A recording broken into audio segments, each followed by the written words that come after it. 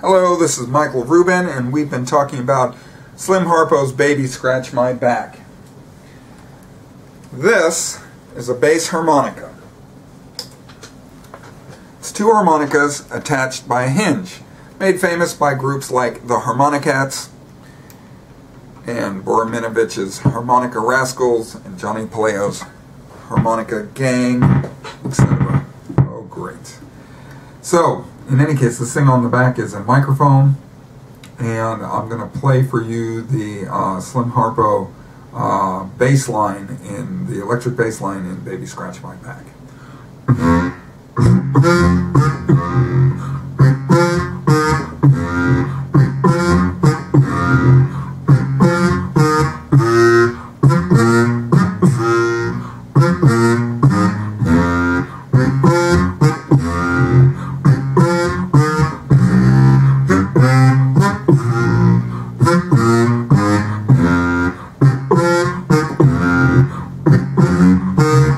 Okay, so why? Three reasons. First off, bass harmonica is neat. Get into it. Then, I play the bass harmonica in a band. Now, there's no other harmonica in the band. I don't play any other harmonicas, and there's no other harmonica players. It's not a harmonica band. It's a regular band, and there's no other bass player. So I'm the bass roll. It's called the Susquehanna Hat Company. And I knew when they told me the name, we weren't going to get famous. But we got a new CD coming out. It's called For the Love of the River, and it's coming out on September 26th, which is real close. But, as you might imagine, we need some help. We're looking to raise $1,500, or thereabouts, which is not very much. So, if everybody watches this video donates $25, we're going to make it. Okay? But in any case, if you donate $25 or more, you get a free CD. But even $1 will help. So my question to you is, have you ever watched one of my videos before? Have you ever taken a private lesson? Or have you ever seen me perform? Or do you just plain like me? Because this is your chance to help me out. If you can help us, that'll help us. So here's the link. And below the video is the link again. Just click on it and give us your money. Thanks very much. Okay, so the third reason is because if you learn the bass line to a song, unless he's a very tricky bass player doing all kinds of, different beats on different verses, the bass tends to be one of the most, keeping it the same throughout the whole song, of the players. So if you learn the bass line and learn not only what notes he's playing, but when he's playing, you can use that as a template so that when you're trying to figure out when did Slim Harpo play 4 bend on your diatonic harmonica, you can say, okay, he played 4 bend at the same time that the bass player played this note.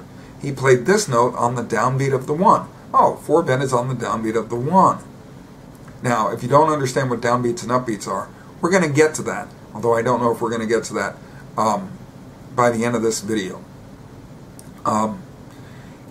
Certainly by the end of the next one. But in any case, if you know where the notes that Slim Harpo is playing on his diatonic are, then you can see all kinds of patterns. For example, you can notice he starts on the upbeat of the 1 quite often. Hey, maybe that's a way to get a bluesy feeling. I'll try starting my licks on the upbeat of the 1. Suddenly you're bluesier. Or you may notice, hey, in this line he goes 2 and 3.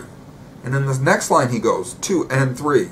That's a little robotic, but you understand what I'm trying to say. And so you can see that even though the notes are in different places, the timing is the same. And therefore the timing has a theme.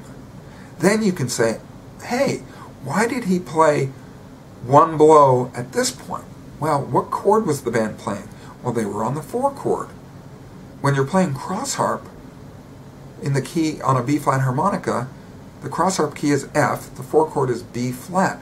1 blow is B flat. Hey, he's playing the note that has the same name as the chord that the rhythm players are playing.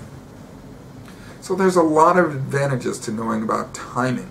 So that's one of the main things we're going to start working on for a while, is understanding timing. I've got this thing in my mouth that's driving me crazy. Good timing. So, this is a metronome. Let me put it this way. If you are trying to learn how to play music and you do not own a metronome, or something similar like a drum machine that keeps perfect time, you are fooling yourself. There's no other way around it. You need a metronome.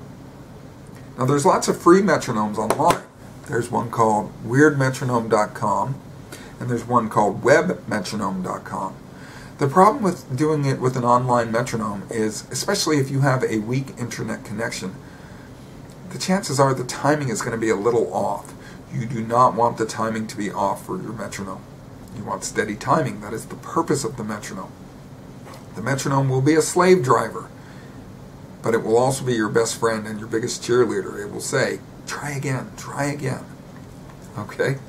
So this particular metronome is by the company Matrix, and it's the MR700, excuse me. MR stands for Michael Rubin. They knew I was a hard ass about metronomes, and so they named one after me. No. So they don't make the MR700 anymore, which is too bad because I think it's perfect. But they make the MR600, which is about the same. It's around $40. So use the free online ones until you can plunk down 40 bucks. So I'm going to turn it on. And actually, before I do, have you ever heard a musician at the beginning of a song? 1, 2, 3, 4. If you wanted to, you could count again. 1, 2, 3, 4, 1, 2, 3, 4, 1, 2, 3, for the whole song. And some musicians do that. That would drive me crazy. I let tapping my foot do it for me. But the counter is doing something very important. He's putting an equidistant length of time between the words 1 and 2, 2 and 3, 3 and 4. And therefore the other musicians are listening, trying to sense that equidistance, and they're going to begin on the next one. So 1, 2, 3, 4, boom, boom, boom, boom, boom, boom, boom, boom. You can almost hear the bass player counting. 1, 2, 3, 4, 1, 2, 3, 4. So, when your foot is on the ground, tapping along, if it's in the right place, that's called a downbeat, and it's represented by the numbers 1, 2, 3, 4. When your foot is in the air, that's called an upbeat. 1 and 2 and. One beat is the addition sum of the downbeat, including the upbeat, till just before the next downbeat. So a beat is 1 and a bar, or a measure, is a measurement of a length of time, and it's 4 beats generally. So a bar would be 1 and 2 and 3 and 4 and. Now some songs like waltzes have 3 beats, train songs have 2 beats, some crazy jazz songs have 5 beats, etc. But most of them 4 beats.